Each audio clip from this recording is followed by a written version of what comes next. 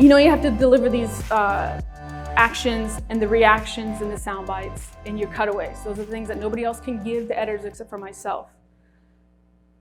The way to approach how and when to get these little shots, or who's going to get the shot, is I ask myself, am I going to cover this scene in a zone coverage or a man-to-man coverage?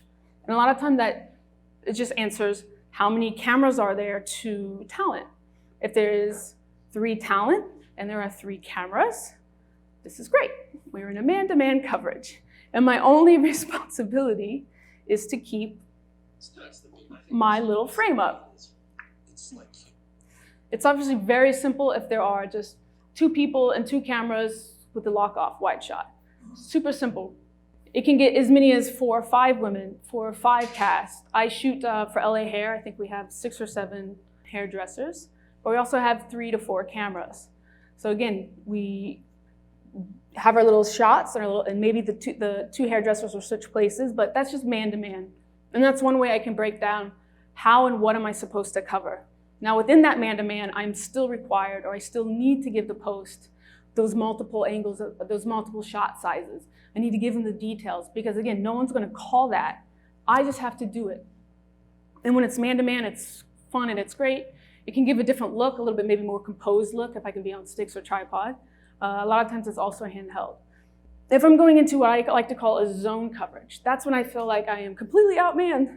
There's 1 camera, there's like 14 people, and there's your producer Video Village just saying, get the story, and editorial just waiting for the cutaways.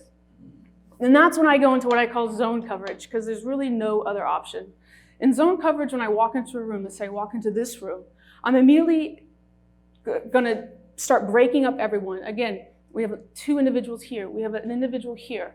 We have like a little triplet section back there.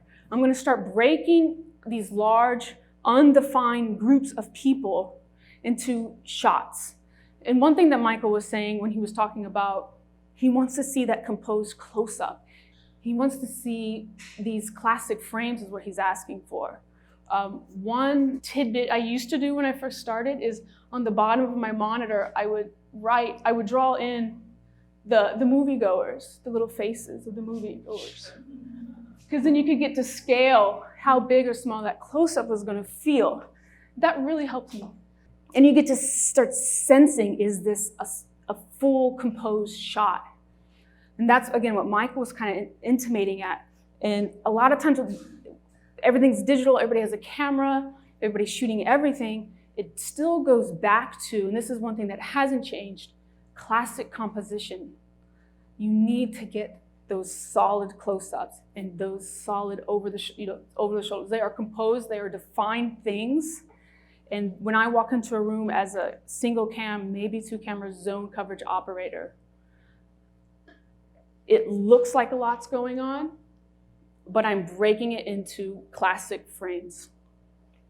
If I can break it into classic frames, the editor can cut it, the editor can keep it as a whole, like I said.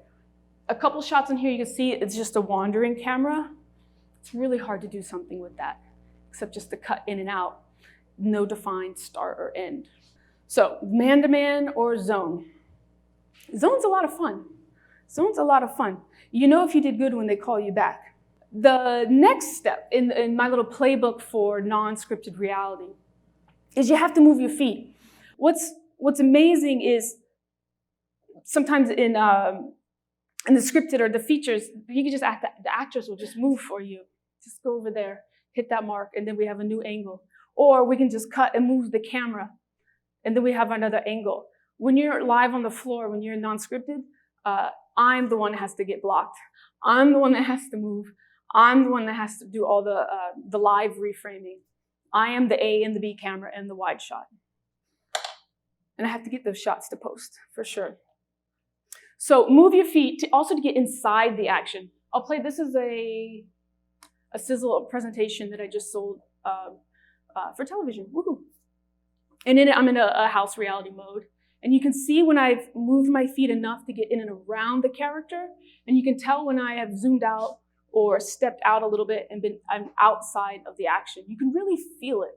So the more and more you're operating and you think you've locked onto that little shot, just take a couple more steps in to get a little bit more in the action. And that's what's going to excite the frame a lot more.